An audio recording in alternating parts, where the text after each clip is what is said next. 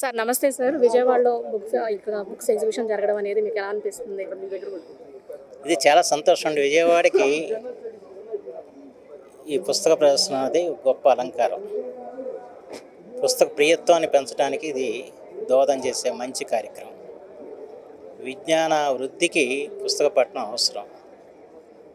వాళ్ళు చాలామంది పుస్తకాలు ప్రచురిస్తున్నారు, కానీ అవన్నీ ఒకచోట దొరకవు. ఇలాంటి పుస్తక ప్రదర్శన ద్వారా రకరకాల పుస్తక ప్రచురణకర్తలందరూ కూడా తాము రచించిన పుస్తకాలు, ప్రచురించిన పుస్తకాలు తీసుకొచ్చి ఇక్కడ పెడతారు. ప్రజలందరూ కూడా వేల సంఖ్యలో రావటం ఇంకా మరింత సంతోషదాయక విషయం. ఆ రకంగా వాళ్ళ పుస్తకాలు చదవటానికి ఈ సాంకేతిక యుగం వచ్చిన తర్వాత తగ్గిందని చెప్పి అనుకుంటున్నాం, కానీ పుస్తకాలు కొనుగోలు చేయడానికి ఎంతమంది రావటం నాకు చాలా ఆనందం కలిగించింది. అందుకని ఈ పుస్తక ప్రదర్శన విజయవంతం కావాలని చెప్పి నేను కోరుకుంటున్నాను. సార్, ఒక నాయకుడిగా మీ లైఫ్లో మిమ్మల్ని ఇన్స్పైర్ చేసిన బుక్ ఏదైనా ఉందా సార్? చాలా పుస్తకాలు, ఒక పుస్తకం ఏం చెబుతాం. పుస్తకాలు చాలా అన్ని రంగాలు, అన్ని పుస్తకాలు ఒక్కొక్కటి ఒక్కో రకంగా ఉంటుంది. గాంధీ గారి ఆత్మకథ ఒక రకంగా ఇన్స్పైర్ చేసింది, నెహ్రూ గారి ఆత్మకథ ఇన్స్పైర్ చేసింది. అలాగే చాలా ఆత్మకథలు నుంచి మనకి అనుభవాలు నేర్చుకోవడానికి ఆస్కారం ఉంది. అలాగే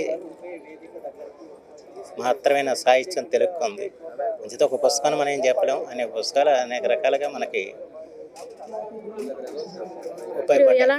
కొంచెం ఎక్కువగా చదువుతుంటారు సార్.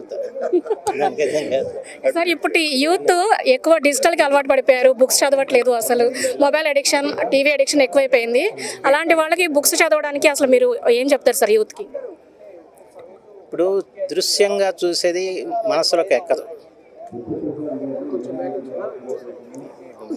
దృశ్యంలో ఉన్నది మనం ఇది చదివితేనే అది బుర్రకెక్కిద్ది.